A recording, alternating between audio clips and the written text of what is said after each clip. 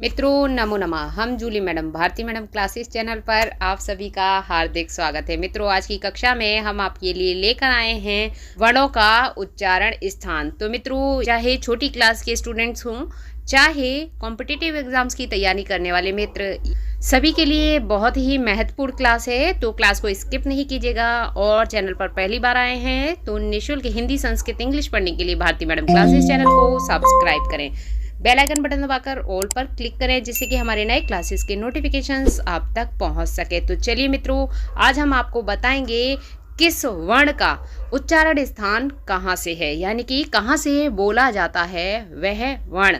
तो हिंदी की क्लास से जुड़े रहिए और पढ़ते रहिए। उच्चारण स्थान लिखा है, आप देख रहे हैं हेडिंग यहाँ पर, और यहाँ लिखे हैं स्वर, यानी कि ये स्वर वर्ण है और ये व्यंजन वर्ण और ये अंतस्थ और ऊष्म वर्ण। तो कंठ, कंठ अर्थात गला।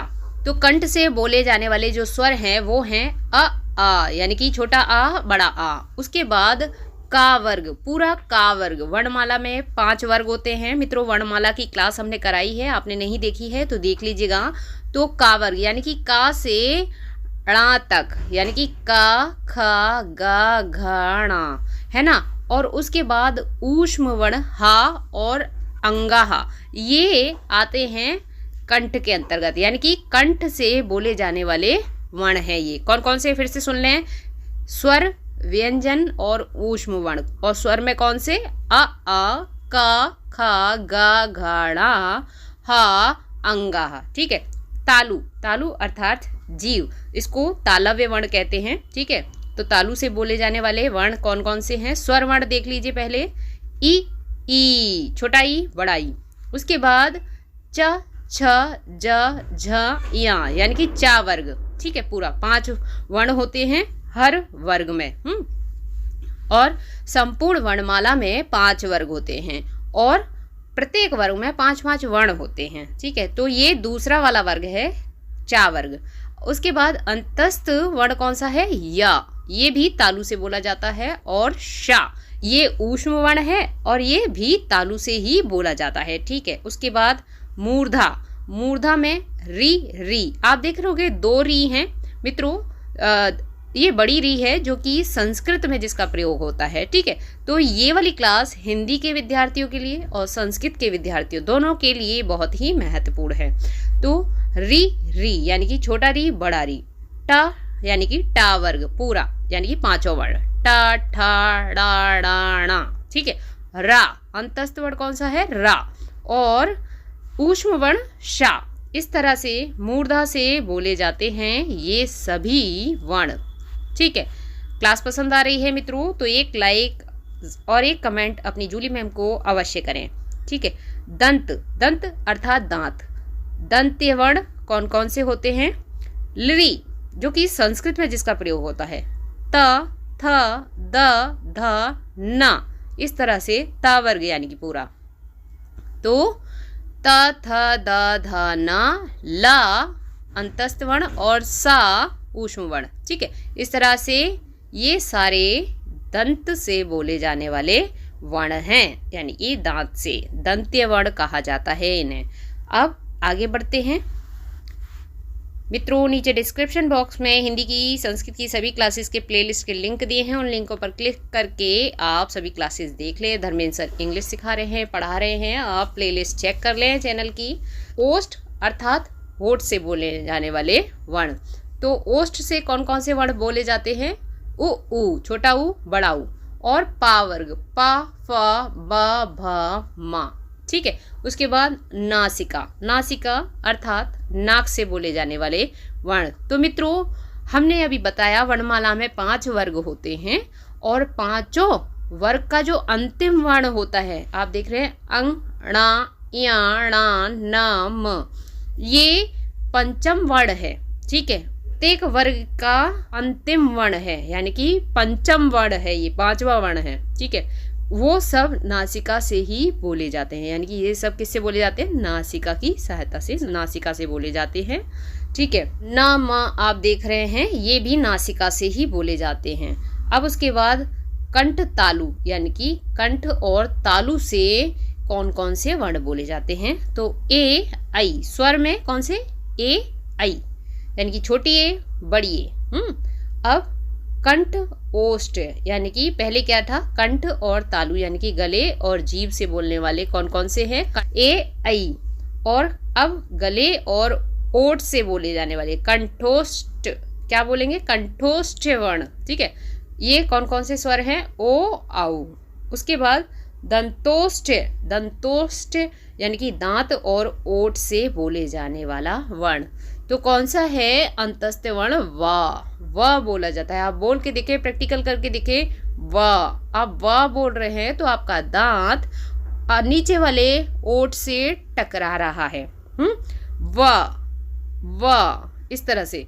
तो ये जो पूरी उच्चारण स्थान की जो तालिका है आप देख रहे हैं, इनको आप प्रैक्टिकल करके देखिएगा। जैसे कि ऊ बोलते हैं तो आप देख रहे हैं आपके ओठों की शेप कैसी हो जाती है? ऊ। प फ भ म, आप देख रहे हैं ओठ से बोले जा रहे हैं, पता चल रहा है प्रैक्टिकल। तो इनको आप इसी तरह से याद करें, बिल्कुल प्रैक्टिकल से समझें। चलिए हम आपको एक बार फिर से बता देते हैं कैसे याद करना है आपको। आप कंठ वाले वर्णों को बोल के देखिए। कंठ की सहायता से, गले की सहायता से क ख ग घ ण ह अह, ये सब कंठ की। आप देख रहे हैं कंठ पर प्रेशर है, गले पर प्रेशर है। तालु देखिए ई च छ झ य श, ये क्या है? ये सारे किससे बोले जा रहे हैं? तालु की सहायता से। मूर्धा के वर्ण कैसे याद करेंगे? रि री। देखिए आपकी जीव री बोलते समय रि री ट ठ ड़ ड़ ण र श, आपने ये बोला। और बिल्कुल आपकी जीव मूर्धा यानी कि आपकी जीव टकरा रही है। रि री ट ठ ड, आप देख रहे हैं आपकी जीभ उल्टी हो रही है, यानी कि ऊपर की तरफ टकरा रही है, यानी कि आपके मुख भाग में जो ऊपरी भाग है उससे टकरा रही है। र श, है ना। ऐसे ही दंत्य वर्ण लि ली त थ द ध न, त थ द ध न ल स। आप ये सब बोल रहे हैं तो आपके दांत किससे टकरा रहे हैं? रि त थ, आपकी जीभ और दांत आपस में टकरा रहे हैं, यानी कि दांत से टकरा रहे हैं, है ना, इनको बोलते समय। उसके बाद अगला ओष्ठ का प्रैक्टिकल करके देखते हैं, यानी कि प्रयोग करेंगे तभी आपको पता चलेगा। अभ्यास कर करके आप समझ लेंगे इनको माइंड में, तो आप एग्जाम में पहचान पाएंगे कि ये कौन से वर्ण हैं। ठीक है, उच्चारण स्थान किसका कहाँ से है। तो दंत्य आपने देख लिया। ओष्ठ उ आप देख रहे हैं आपके होठों की शेप, अभी अभी आपको बताया था, प फ ब भ म। ठीक है, अब नासिका, नाक से बोल रहे हैं, इनका स्वर देखो नाक से ही प्रतीत होगा। अंग ण इया ण न म आप देख रहे हैं प फ ब भ म यहाँ पर है और दंत्य में ना है, और यही नासिका से भी बोला जाता है, ना और माँ। ठीक है, अब कंठ तालु ए आई, कंठोष्ठ ओ औ। देखिए कंठ तालु में ए आई यानी कि गले और जीभ की सहायता से बोला जा रहा है, कंठोष्ठ गले और ओठ की सहायता से बोला जा रहा है। इस तरह से दंत्य ओष्ठ दांत और ओष्ठ की सहायता से बोला जा रहा है। कैसे? वाह। तो इस तरह से आपका वाह बोलने पर दांत ओठ से टकरा रहा है।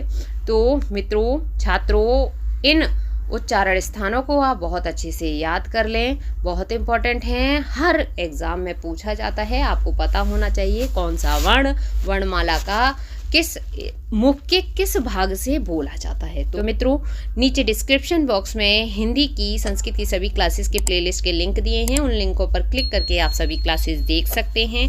भारती मैडम क्लासेस चैनल से जुड़कर आपको 3 भाषाओं को एक साथ सीखने का मौका मिल रहा है, पढ़ने का फ्री ऑफ कॉस्ट मौका मिल रहा है। तो फ्री पढ़ने के लिए Hindi, Sanskrit, English Bharti madam classes channel को सब्सक्राइब करें, बेल आइकन बटन दबाकर ऑल पर क्लिक करें, जिससे कि हमारे नए क्लासेस के नोटिफिकेशंस आप तक पहुंच सके।